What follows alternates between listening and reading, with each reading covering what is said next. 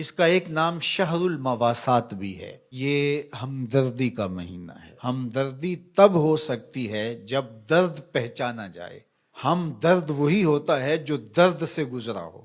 تو جس شخص نے کبھی تکلیف دیکھی نہیں، بھوک دیکھی نہیں، پیاس دیکھی نہیں، تو اس کو پیاس اور بھوک کی کلفت کا اور اس کی اذیت کا، اس کی تلخی کا اور اس سے پیدا ہونے والی بے چینی کا، اضطراب کا کیسے اندازہ ہو سکتا ہے؟ تو ہمارا رب آسودہ حال لوگوں کو بھی اور تمام لوگوں کو بھی اس مشق سے عملاً گزار کے بتاتا ہے کہ بھوک کیا ہوتی ہے، بھوک میں بلکتے بچوں کی حالت کیا ہوتی ہے، پیاس سے تڑپتے ہوئے جاں بلب لوگوں کی صورت کیا ہوتی ہے۔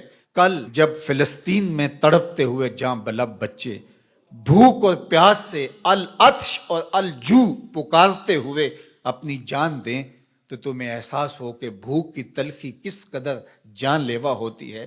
آج روزے کی اس حالت کے اندر، غزہ کے اندر ان تڑپتے ہوئے بچوں کا درد سمجھنے کی کوشش کریں۔ آج غزہ کے تڑپتے ہوئے ان بچوں کی حالت کا تصور کریں، جب ماؤں کی چھاتیوں سے دودھ بھی سوکھ جائے، جب بوند پانی کی اور دو لقمے کھانے کی بھی میسر نہ ہو، لوگ سسک سسک کے جانے دے رہے ہیں۔ یہ بچے کل قیامت کے دن ساقی حوض کوثر کے سامنے جب ان حکمرانوں کا گریبان پکڑیں گے تو یہ کیا جواب جرم دیں گے اس دن رسول اللہ کے سامنے؟ یہ کیسے اللہ کا سامنا کریں گے؟ یہ بچے ان کو ان کے گریبان سے پکڑ کے جب حشر کے میدان میں گھسیٹیں گے تو یہ قوت نافذہ رکھنے والے، اثر و رسوخ رکھنے والے، یہ بڑی بڑی فوجیں رکھنے والے قیامت کے دن اللہ اور اس کے رسول کے سامنے کیا جواب دیں گے؟ تو یہ مہینہ شہر مواسات ہے۔ اللہ اکبر۔ اور میرے اور آپ کے آقا و مولا تو شہر مواسات کا نور بانٹنے آئے ہیں۔ خود حضور کے مبارک بطن اقدس کے اوپر پتھر بندھے ہوئے تھے اور لوگوں کی ضرورتوں کا کس طرح خیال رکھتے۔ سیدہ زہرا پاک سلام اللہ علیہا چکی پیستے پیستے ہاتھ میں چھالے پڑ جاتے ہیں، اور حضور علیہ السلام کی خدمت میں کچھ غلام اور کچھ لونڈیاں کسی غزوے سے کثیر تعداد میں آئی تھیں، تو اس غرض سے حاضر ہوتی ہیں کہ ایک غلام یا ایک لونڈی عطا کر دی جائے، کام کاج میں ہماری معاونت ہو جائے۔ شہزادی کھڑی ہے حضور کے در پہ اور داماد کھڑے ہیں، اور ہاتھوں میں پڑے ہوئے چھالے حضور اپنی آنکھوں سے دیکھ رہے ہیں، لیکن آقا کریم فرماتے ہیں واللہ لا آتیکما، اللہ کی قسم میں تمہیں نہیں دوں گا، اللہ کی قسم میں تمہیں نہیں دوں گا، اللہ کی قسم میں تمہیں نہیں دوں گا۔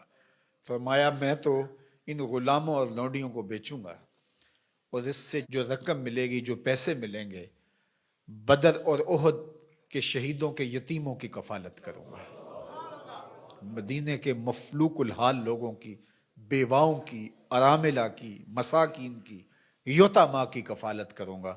اب مجھے یہ بتاؤ کہ مدینہ المنورہ میں بدر اور احد کے شہیدوں کے یتیم بچوں کا، مفلوق حال لوگوں کا، اراملہ، مساکین، یتامہ اور مدینہ کے غربا کا حضور کو اتنا خیال ہے کہ اپنی بیٹی کے ہاتھ پہ چھالے ہیں، اور حضور اپنی آنکھوں سے ملاحظہ بھی فرما رہے ہیں، لیکن کہا کہ میری شہزادی تکلیفیں سہ لے گی لیکن ان کی ضرورت مقدم ہے۔ آج غزہ کے یتیموں کے لیے گنبد خضرہ میں حضور کا دل کس طرح تڑپ رہا ہوگا۔ تو سیدہ زہرا سلام اللہ علیہا کا تصور آتے ہی امت کے لیے جو ان کا درد ہے، اللہ اکبر، وہ ساتھ ہی یاد آتا ہے۔ وہ شہزادی کونین جن کا تصور آتے ہی تقدس اترنے لگتا ہے۔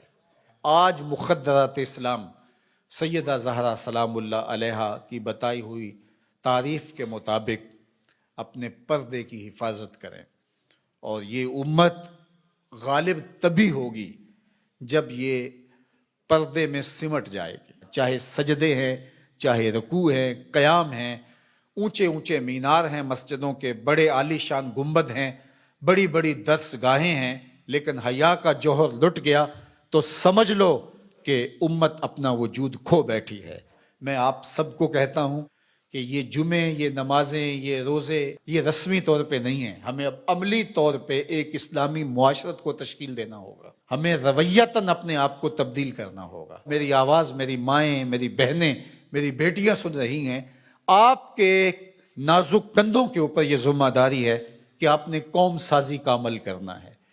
آپ کی آغوش میں پلنے والی نسل ہی ایک صالح اور پاکیزہ نسل ہوگی. تو نہ دانی کہ سوزے کراتے تو دیگر گوں کر تقدیر عمر را.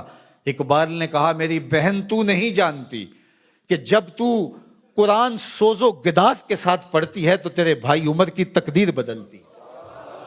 اور پھر کہا بطول باش و پنہا شو ازی اثر کہ در آغوش شبیر بگیری. اور اگر تو ماں بن کے قرآن پڑھتی ہے تو بیٹا نیزے کی نوک پہ قرآن سناتا ہے. آج امت مسلمہ کی بیٹیوں کو سیدہ پاک سلام اللہ علیہا کے اسوہ کو اپنے اندر اتارنا ہوگا. اسلام کوئی مشکل دین نہیں ہے، سادہ سادہ عام فہم دین ہے. ہماری فطرت کے مطابق ہمارے رب نے یہ دین ڈیزائن کیا ہے. اس دین کے مطابق اپنی زندگی گزاریں. میری مائیں بہنیں پردے میں سمٹ جائیں، اپنی اولاد کو قرآن کی لوریاں دیں. کوئی دن نہ ہو، کوئی رات نہ ہو کہ ہمارے گھر قرآن نہ کھلے. قرآن کی تلاوت سے ہمارے گھروں کا ماحول معطر رہے، ہماری آنکھوں میں پاکیزگی آ جائے، عفت اور پاک دامنی ہمارا شعار ہو. وہ غلیظ نگاہیں، وہ گندی اور مکروہ نگاہیں جو غیر محارم کو دیکھتی ہیں قیامت کے دن آتش دوزخ میں جلائی جائیں گی. ان کے اندر آگ جہنم کی بھر دی جائے گی. وہ تقدس مآب آنکھیں جو حیا کا جوہر رکھتی ہیں انہیں عبادات کی لذت نصیب ہوتی ہے. تو اس لیے ہمیں شرم و حیا کا جوہر پیدا کرنا ہے. خاتون سمٹ جائے پردے میں، مت مغرب کی نقالی کرے. اور یہ جو نئے نئے فتنے نمودار ہو رہے ہیں اور نئے نئے رنگ اور آہنگ پیدا ہو رہے ہیں، نئی نئی دلیلیں تراشی جا رہی ہیں اور طرح طرح کے مفکرین آ کر کے پردے کو بوجھ قرار دے رہے ہیں، ان کی بات چھوڑیں اور قرآن کی طرف آئیں. قرآن کہتا ہے یدنینا فی جلابیبہن کہ وہ اپنی اوڑھنیاں اوڑھ کے رکھیں. قرآن کہتا ہے کہ ولا تخضعن بالقول کہ جب غیر مرد سے بامر مجبوری بات کرنی پڑ بھی جائے تو تمہاری آواز میں، لہجے میں نرمی نہیں ہونی چاہیے کہ دل کا کوئی روگئی اس نرمی سے تمہاری طرف مائل نہ ہو جائے. تمہارے لہجے میں کرختگی ہونی چاہیے. وہ اسلام، وہ دین آج ہم نے اپنی روحوں میں جذب کرنا ہے.